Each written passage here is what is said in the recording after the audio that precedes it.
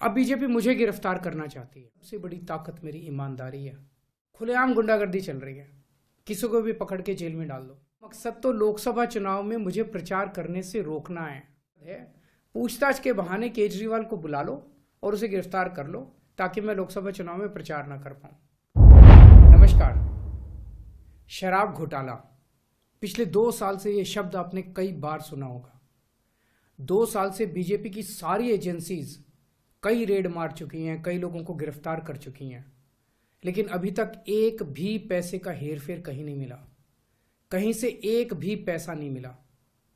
अगर भ्रष्टाचार वाकई हुआ है तो इतने करोड़ों रुपए गए कहां? क्या सारा पैसा हवा में गायब हो गया? सच्चाई यह है कि किसी तरह का कोई भ्रष्टाचार हुआ ही नहीं।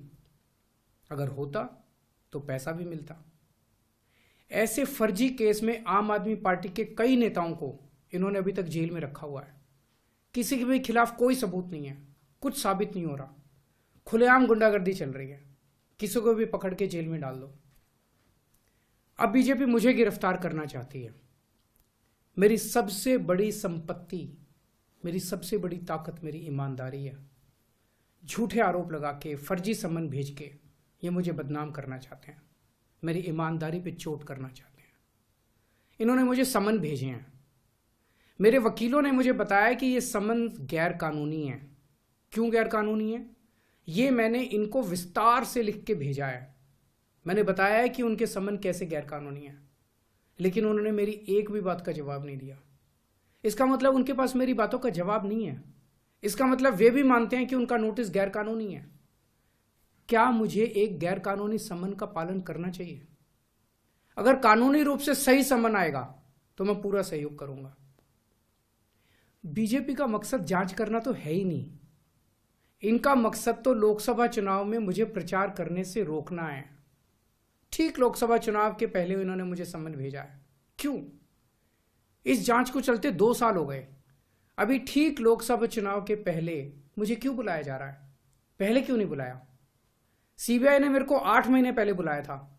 मैं सीबीआई में गया था, उनके सारे जवाब भी दिए थे। लेकिन अब ये लोग ठीक लोकसभा चुनाव के 2 महीने पहले मुझे बुला रहे हैं। तो बीजेपी का मकसद कोई पूछताछ करना थोड़ी है। इनका मकसद है पूछताछ के बहाने केजरीवाल को बुला लो और उसे गिरफ्तार कर लो ताकि मैं लोकसभा चुनाव में प्रचार ना कर पाऊं। आज बीजेपी भ्रष्टाचारियों को नहीं पकड़ रही, बल्कि खुलेआम ईडी और सीबीआई का इस्तेमाल करके दूसरी पार्टियों के नेताओं को तोड़ के बीजेपी में शामिल करवाने का काम किया जा रहा है। 1 नहीं, 2 नहीं, कितने उदाहरण हैं जहां किसी पार्टी के नेता के खिलाफ ईडी सीबीआई के मामले चल रहे थे या उन पे गंभीर आरोप लगे हुए थे। जैसे ही वो नेता बीजेपी में शामिल हुए, उनके सारे पुराने मामले बंद कर दिए गए या ठंडे बस्ते में डाल दिए गए। तो जो इनकी पार्टी ज्वाइन कर लेता है